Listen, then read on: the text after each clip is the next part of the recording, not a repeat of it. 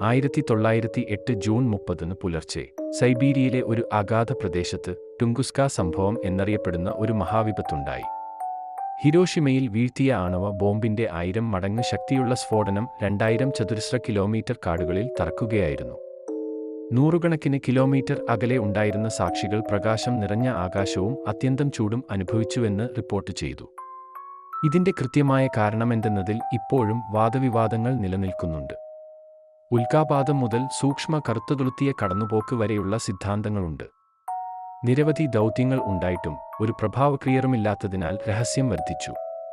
ഈ സ്ഫോടനം 185 ഹിരോഷിമ ബോംബുകളുടെ തുല്യ ശക്തി പകർന്നു. എങ്കിലും അത്ഭുതകരമായി ഒരു നേരിട്ടുള്ള മരണവും റിപ്പോർട്ട് ചെയ്യപ്പെട്ടിട്ടില്ല. ശാസ്ത്രീയ അന്വേഷണങ്ങൾ സൂചിപ്പിക്കുന്നത് ഏകദേശം 6019 മീറ്റർ വലിപ്പമുള്ള ഒരു കല്ലുകൊണ്ട് നിർമ്മിതമായ അസ്റ്റീരോയിഡോ അല്ലെങ്കിൽ ധൂമകേതുവോ ഭൂമിയുടെ അന്തരീക്ഷത്തിൽ പ്രവേശിച്ച ശേഷം നിലത്തു തട്ടുന്നതിനു മുമ്പേ പൊട്ടിത്തെറിച്ചു എന്നതാണ്. അതിനാൽ ശൂന്യവായു സ്ഫോടനം ഉണ്ടായി.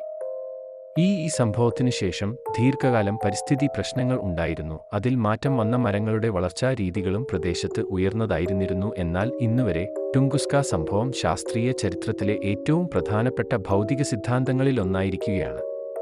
ഈ സംഭവം ബഹിരാകാശ പ്രതിഭാസങ്ങളെക്കുറിച്ചുള്ള നമ്മുടെ ധാരണയെ വെല്ലുവിളിക്കുകയും ആകാശത്തു സംഭവിക്കുന്ന അത്ഭുതകരമായ സംഭവങ്ങൾക്കുള്ള ഒരു ഉദാഹരണവും കൂടെയാണ്.